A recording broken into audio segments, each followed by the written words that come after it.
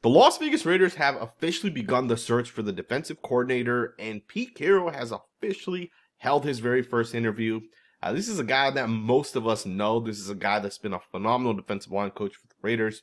And this is a guy that has a very bright future, and it's a guy that was with the Raiders last year. That's going to be defensive line coach Rob Leonard.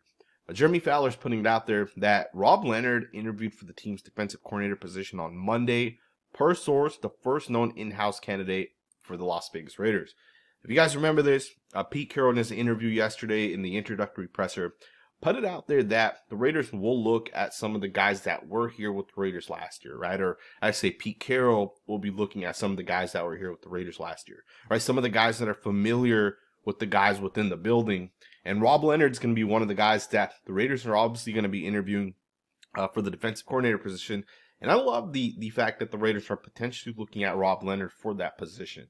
Now, I do understand that being a defensive line coach is a lot different than being an actual coordinator where you're calling defensive plays.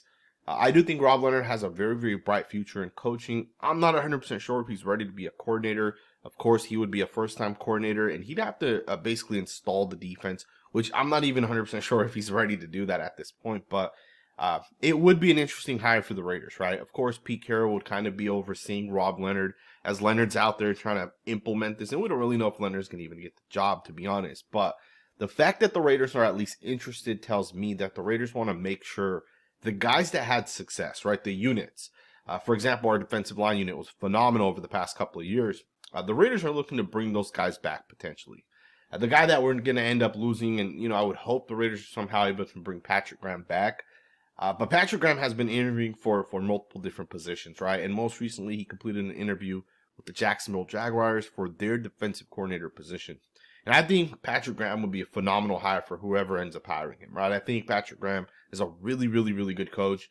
Given the fact that we were not that healthy last year and he still ranked in top 15 in total yards given up per game, it's pretty incredible.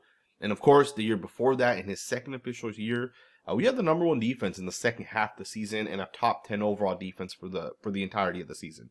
Right, so Patrick Graham has proven himself to be a good coach. And I think even last year, in like the first 4 to 5 weeks, our defense was pretty solid, right? And if you put the tape on, tape does not lie with Patrick Graham. I think he's a good coach. But of course, the Raiders are going to do their due diligence. They're going to look at all these different guys. Now, there is a report the Raiders will be looking to interview Patrick Graham, or they may have already interviewed him, but there wasn't any official source. When Jeremy Fowler puts out that the Raiders are interested in Rob Leonard, that's official, right? And Rob Leonard's done a great job with the defensive line, right? And I know because I talked to some of these defensive linemen, Rob Leonard's a really, really good coach, and he has a lot of respect, right? And I think for the Raiders, if you consider the fact that a lot of the guys this year on that defense will be very, very similar to the guys from last year, right? Jack Jones is under contract, Corey Bennett's under contract, Isaiah Paul-Amal, although he's not under contract, technically is a restricted free agent, so he'd be a lot easier for us to bring back if we wanted to. And then we have guys like Nate Hobbs and Trayvon Merrick. Right, these are guys that are free agents, but some of these guys will ultimately be brought back, right? And then, of course, the defensive line for the most part is going to stay the same. We'll see if Malcolm Koonce gets retained. But Rob Leonard's familiar with all of those different guys, right? And I think for the Raiders to be a really, really good hire, given the fact that Pete Carroll can kind of oversee things and make sure that from an install perspective, everything's being installed properly, right? Because it's not going to be the same defense that Patrick Graham ran last year, right? I'm sure there'll be a lot of similarities. They'll do a lot of different things as well, right? They'll add new elements with Pete Carroll kind of coming in. It'll be interesting to see if they run a lot of that cover 3 that Pete Carroll has run in the past. But Rob Leonard, if he got the job, it would be a lot different than what it was last year.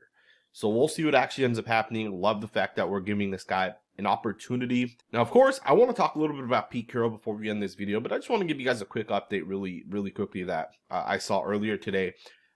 This includes 2 former general managers of the Las Vegas Raiders. So the Titans added a guy to their front office. That's going to be Reggie McKenzie, who, if you guys remember, was famously known for that 2014 incredible draft that the Raiders had. He was essentially a general manager for, I'd say, like 7-8 years. He did a pretty good job for the Raiders. He got us into the playoffs, right? He built a really good roster from the time he kind of came in. He had to restart, but he got it right? So Reggie McKenzie's taking a job with the Titans, and he'll also be with another guy that the Raiders know. It's going to be Dave Ziegler, who also took a job with the Titans. So you got two former Raiders general managers taking jobs with the Titans. So that'll be interesting to see how the Titans kind of build as we go forward. Obviously, the two guys aren't the actual general managers, but I just wanted to just bring it up really quickly. You know, it's interesting with Dave Ziegler because we got two drafts with Dave Ziegler, right? And truth be told, looking back at these drafts, they're pretty bad, right? They weren't as bad as the Mike Mayock and John Gruden drafts, but I think they're very similar in terms of, you reach on certain guys like, Alex Leatherwood over Christian Darrisaw never made sense. Tyree Wilson over Jalen Carter never made sense.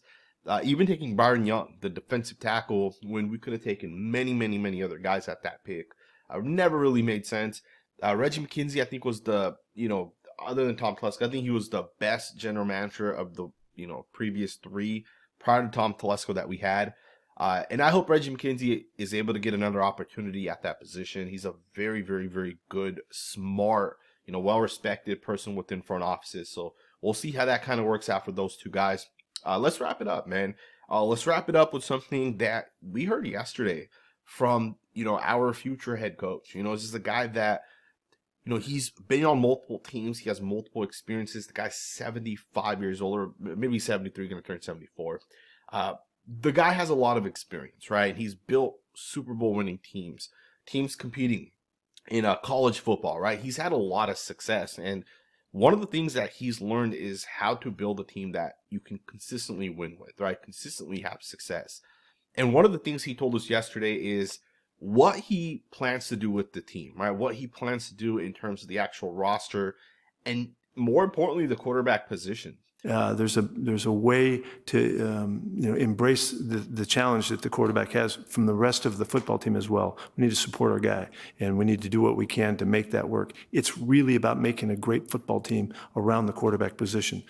Coach Walsh taught me a long time ago that it's the hardest position in professional sports to play, and so we need to make it as easy for them as possible. And we'll go about doing that by running the football, protecting them, taking care of the ball, playing great defense, and kicking the football when we want to kick it. Pete Carroll basically told us that when it comes to the quarterback position, it's a hard position to find.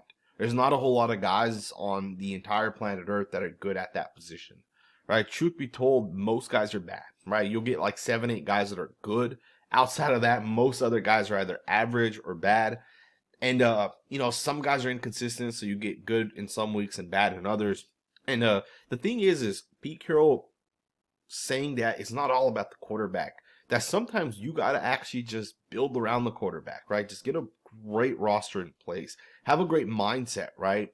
Put it out there that you're going to have to compete for your job. Put it out there that we're going to bring in a ton of competition. John Spytek mentioned 44 of the 53 guys that were on the Tampa Bay Buccaneers roster to start this season were UDFAs or drafted by the team, right? Putting that mindset out there and then letting it be known that we're going to build a roster to support a quarterback and not a quarterback to carry a roster, right? And I love the fact that that's the strategy that we're going to take because, unless you have Patrick Mahomes, like, you're not going to be able to have a team where you just throw the ball like crazy and say, we're going to bring in these receivers and tight ends and we're going to just get into shotgun and play that style of offense. Instead, we're going to play that style of offense, which is going to allow us to win games. All right. We saw Harbaugh come in year 1 with the Chargers. And San Diego did a great job not turning the ball over, right? And they protected Justin Herbert, which was another big part of them being able to have success this year. And Herbert just kind of managed the game. By no means did he have great numbers on the offensive side, but they won games, right? They won games when it mattered. And I think that's the way for the Raiders to win a Super Bowl. That's going to be the way forward for us. Our defensive line is incredible, right? Like, given Malcolm Koonce being fully healthy, I think between a guy like Koonce, Crosby, and Wilkins, you have top 10 guys at those positions, right? And to me, Malcolm Koonce may not have proven himself fully consistently over a number of years that he's a top 10 guy, but I think based off his tape, the guy has top 10 potential. And I think if you let him prove it, if he fully recovers from the ACL injury, which I think he 100% will, because most people nowadays do recover pretty well from the ACL injuries, I think Malcolm Koonce could be a top 10 guy as well, right? I think within a year or two, he'll be a top 10 guy. That defensive line that the Raiders have, you look at some of the linebackers, guys in the secondary. Linebackers are kind of average, but in the secondary, we have some really, really good football players. to me, the Raiders can be a team led by their defense. I really think that they can. There's talent back there. I think the Raiders just got to continue to add maybe one or two pieces on the defensive side. Imagine if, maybe it's not Malcolm Koonce, but imagine if you draft a guy like Abdul Carter, right? You get Carter on one side, Maxx Crosby on the other. That's a phenomenal defensive line. Then you got Wilkins and Butler in the middle. That's hard to stop right there, right?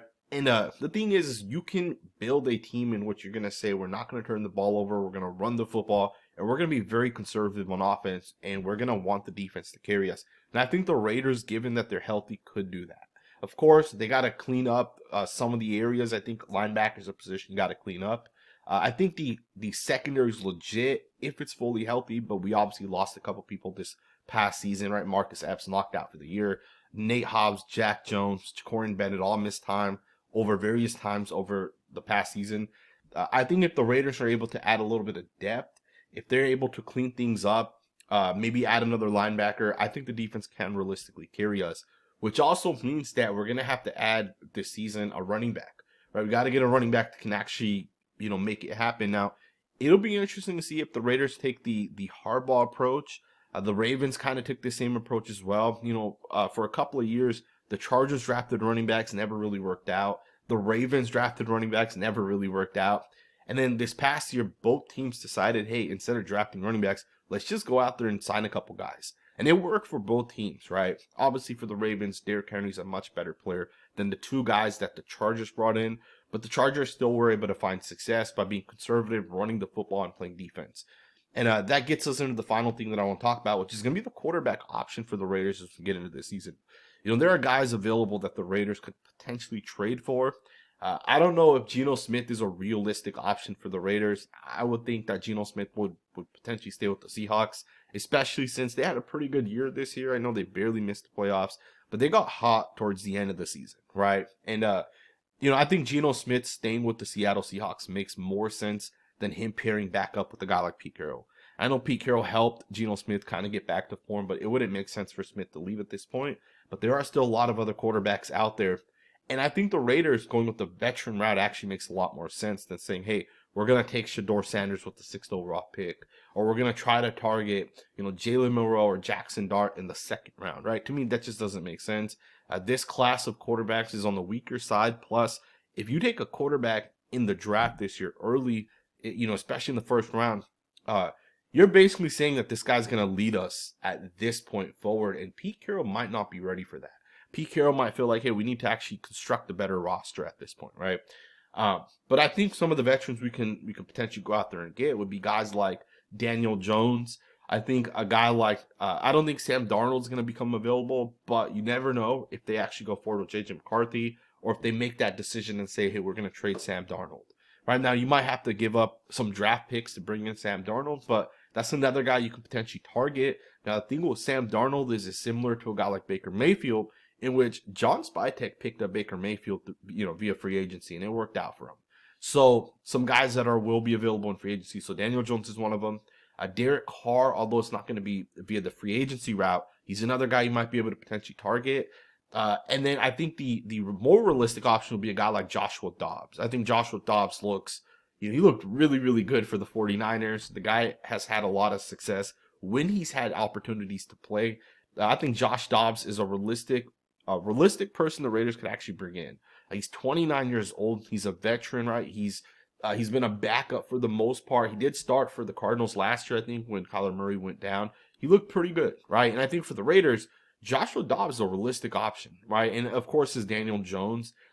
Derek Carr might not be as realistic. Another guy you can potentially bring in if you're the Raiders is going to be Malik Willis, who right now is the backup quarterback for the Green Bay Packers. Willis is under contract for 2025, so you'd have to trade for him. But, if you're offering a 4th round pick for a guy that otherwise might not be there anyways in a year from then, you might as well take that 4th round pick, right? So again, there are guys out there that the Raiders can bring in, and to me, it just makes more sense to go the veteran route than saying we're going to restart and take a rookie. And I know rookies always have more upside, but rookies generally also bust out, right? As opposed to guys that are veterans. And that doesn't mean I wouldn't draft a rookie, right? I think 3rd round, you can still get a really good quarterback. Jalen Milroe will probably be there in the 3rd round. Jackson Dart will probably be there in the 3rd round. And we're hearing a lot of good things with guys like Gabriel Dillon. There's a guy from Canada that got I think he was at the CGS All-Star game, and then he most recently got the invite to the Senior Bowl. He's another guy to kind of keep an eye on. Brady Cook, maybe get him a little bit later on. And, the list just goes on. And even Shedeur Sanders, based off the reports that we're hearing, a lot of people are saying Sanders could actually be available in the second round. And if he is, I'm 100% taking him in the second round. I'd even consider taking him with pick 6. But, I do understand some of what the scouts are saying with Shedeur Sanders. Some people are saying, hey, athletically, like, he's not very athletic. That too, sometimes you'll see on tape, like, he gets pressured and he quickly runs away, as opposed to, it's not real pressure. Step up, make the pass, right? It'll be interesting, right? I'm obviously not a quarterback guy, so I don't really know, right? But I'm sure John Spytek, Pete Carroll will figure it out. They'll figure out who the quarterback is. And we'll find out. Pete Carroll's had success going the veteran route, as has John Spytek. And I think in, this year specifically, there's a lot of quarterbacks available that are veterans and not as much that are younger. So I think it might make sense to go the veteran route and then pair it up with a guy in like round 3 or 4. We'll see what ends up happening, man. I hope you guys enjoyed this video. Let me know what you guys think, man. What do you guys think about the direction of the Raiders under Pete Carroll? Do you guys agree with it, or do you guys not? Let me know in the comments below. Thumbs up, subscribe, and I will see you guys next time with another video.